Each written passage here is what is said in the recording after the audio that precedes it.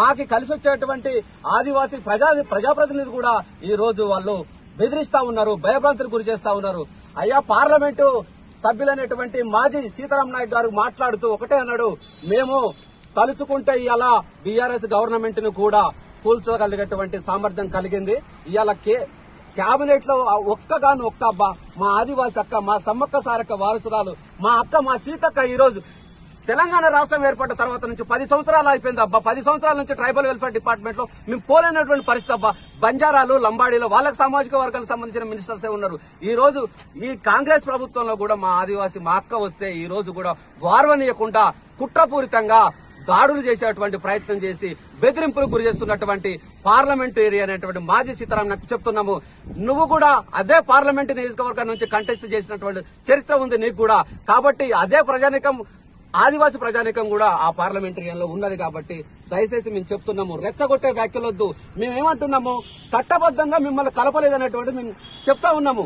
మేమేమంటున్నాము, మీ దగ్గర 76లో కలిపినటువంటి చట్టం ఏమున్నది, అది 108 యాక్ట్ అని మీరు చెప్తున్నారు. 108 యాక్ట్ అనేటువంటిది అది only area removal restriction act మాత్రమే. కానీ ఎక్కడ కూడా మీకోసం ఒక కమిటీ కూడా వేయలేదు, ఒక ఆంథ్రోపాలజికల్ సర్వే జరగలేదు, ఒక రాష్ట్రపతి గెజిట్ కూడా నోటిఫికేషన్ ఇవ్వలేదు.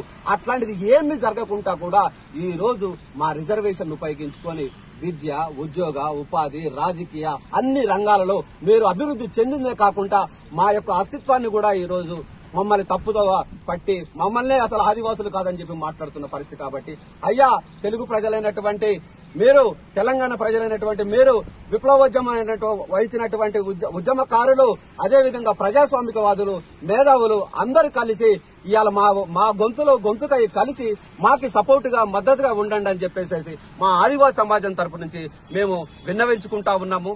దయచేసి ఎవరైనా సరే ఒక్కసారి ఆలోచించండి, ఆదివాసుల పరిస్థితి ఎట్లున్నది. ఇప్పటి వరకు కూడా ఐఏఎస్ లేడు, ఐపీఎస్ లేడు, ఇప్పటి వరకు కూడా గ్రూప్ 1 స్థాయిలో కూడా మా ఉద్యోగస్తులు ఎవరూ లేనటువంటి దౌర్భాగ్య పరిస్థితి. కాబట్టి చేతులెత్తి దండం పెడుతున్నాము.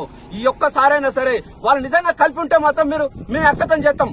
కాబట్టి కలపలేదు ఇంకా, అయినా కూడా ఇంకా 50 సంవత్సరాలు మమ్మల్ని వెనక నెట్టబోయబడ్డారు. కాబట్టి ఈ యొక్క సుప్రీంకోర్టు అంశం విషయంలో మేము ఎక్కడ కూడా రెచ్చగొట్టే వ్యాఖ్యలు చేయట్లేదు.